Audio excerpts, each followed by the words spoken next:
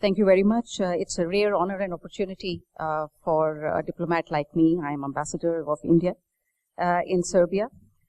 And I would like to thank the organizers of this conference for this opportunity.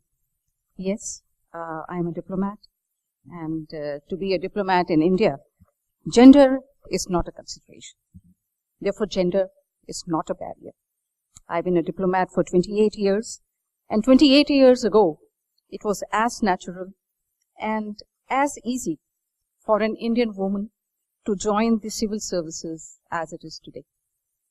All you had to do was fill a form, appear in the competitive examinations with tens and thousands of other Indians. Well, you see, we are 1.2 billion people, both men and women.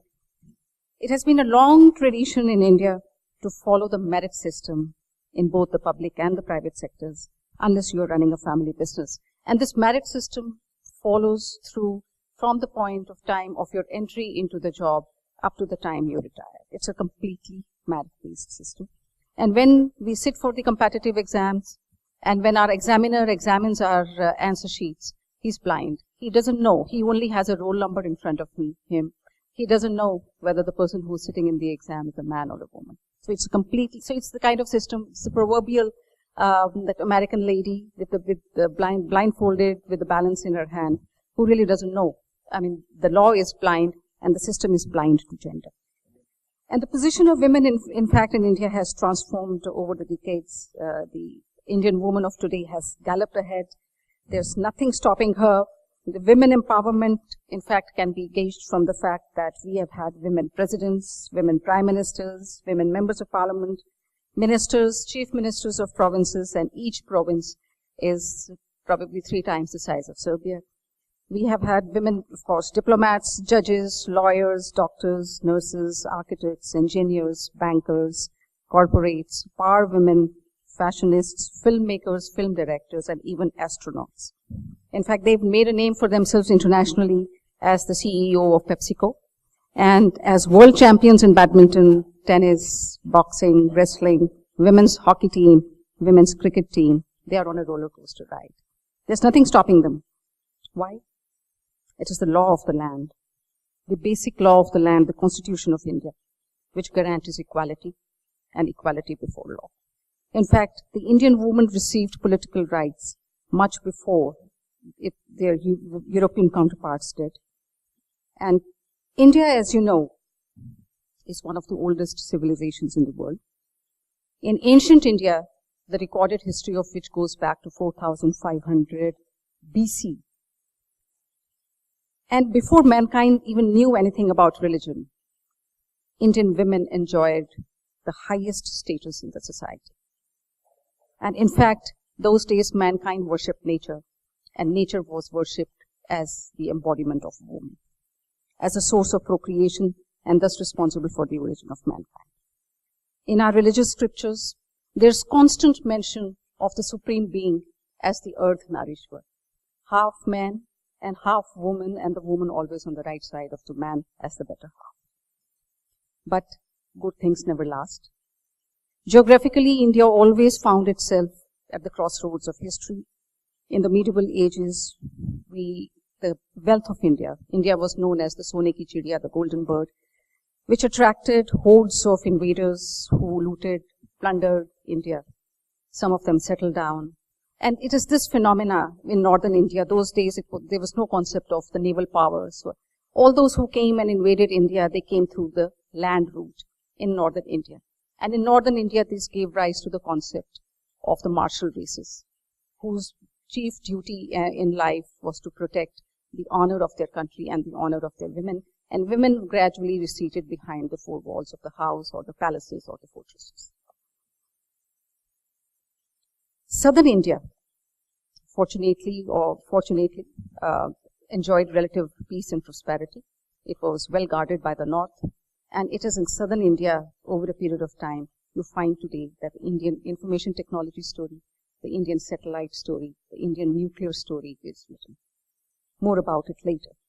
And it is in northern India that in the medieval ages, whenever excesses take place, what began as a very good division of labor in the society where the man went outside in the workforce provide and earn money, came back and provided for the women folk who looked after the household, who looked after the children, and who looked after the farm and their land.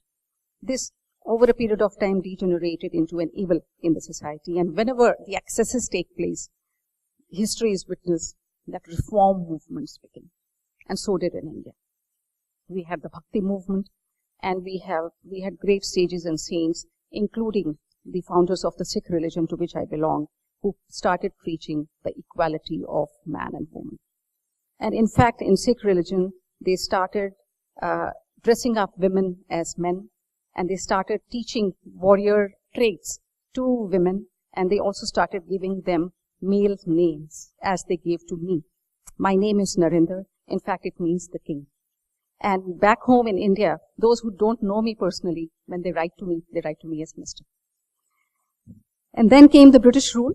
Ironically, the British, who in their own homeland preached the qualities of liberty, equality, fraternity, sought to deny this to their Indian subjects.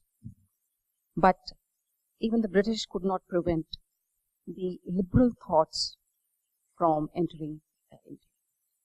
And that is when social reformers such as Raja Ram Mohan Roy, Swami Dayanand, Swami Vivekanand, the Chinamaya Mission, all these were formed, which tried to restore to women their pride of place in society and tried to bring them out into the world, into the workforce. And it is these liberal thoughts which fired the imagination of the leaders of the Indian freedom movement, such as Mahatma Gandhi and Jawaharlal Nehru, who gave a clarion call to Indian women in far corners of the country to come out, shed their inhibitions, shed the Parda system, to come out and take and participate in the movement as equals, which they did. And it is these people, when India attained independence in 1947, it is these people who sat down to write the Indian Constitution.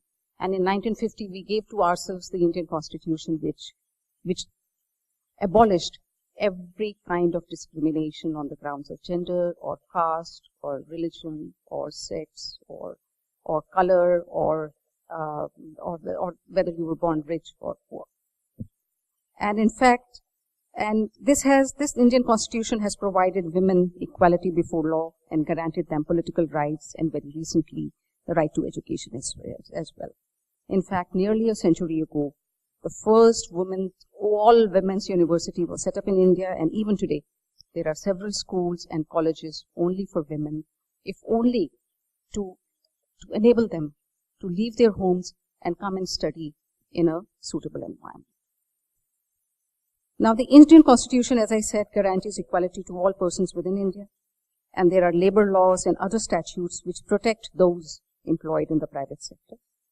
And the constitutional guarantee of equality is not only negative as prohibiting discrimination, but it also has provisions for ensuring substantive equality by enabling the state to make special provisions for women and children through job reservations of women in various institutions as well as in the government. In fact, the constitutional provisions guaranteeing formal gender equality have been the subject matter of litigation as well. Courts, in fact, have taken a very activist role, and they have set aside such discriminatory policies as the retirement of air hostesses on their first pregnancy, or their retirement from job at a very early age. There is also quota-based reservation for women in various jobs. In fact, special provisions have been made to eliminate socioeconomic backwards. What does not happen naturally, the government and the policies and the laws, they lift women out of backwards.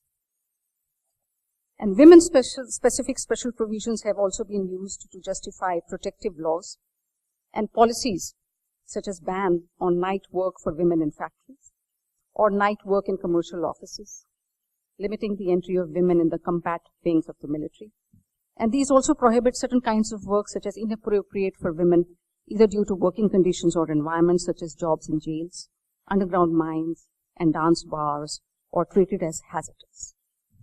And the judicial approach in India has been in the direction of expanding the scope of women's empowerment while ensuring safe conditions of women. And the right to have a work environment free from sexual harassment is a result of court decisions. There was a very famous court decision, Vishakha judgment, Vishaka versus the state of Rajasthan, as a result of which every government department in India, whether in the center or in the provinces, and every private sector department has created a women's cell. I happened to be in charge of administration in my ministry at that point of time when this judgment came out, and I created a women's cell in my own ministry.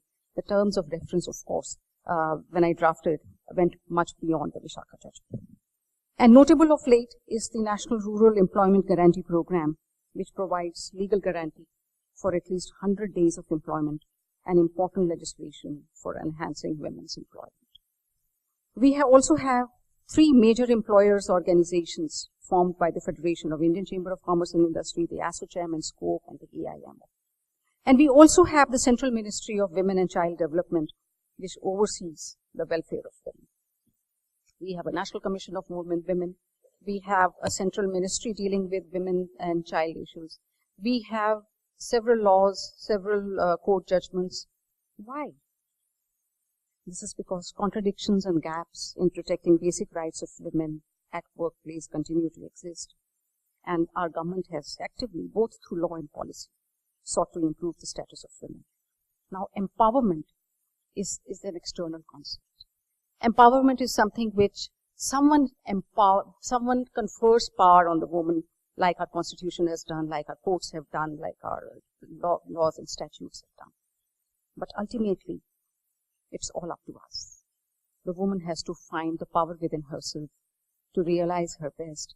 And now I would request the organizers to put on that 3-minute documentary film that has been made about 3 women who come from different strata of society from the state of Rajasthan, one of the most backward in terms of status of women in India.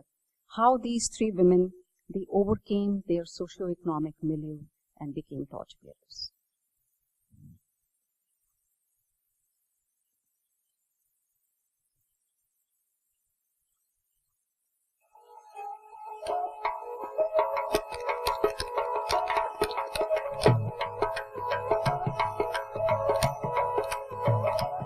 Rajasthan, where life in all its aspects comes emblazoned in the brightest of colors.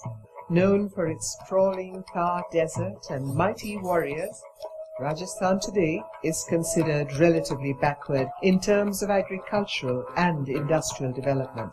A strongly patriarchal mindset is still prevalent in rural Rajasthan, and age-old traditions like child marriage and dowry are still considered significant. Female literacy in Rajasthan is less than 50%. Against this backdrop, we bring you the lives of 3 uniquely brave and sensitive women. Women who dare to ask themselves the question, why can't I?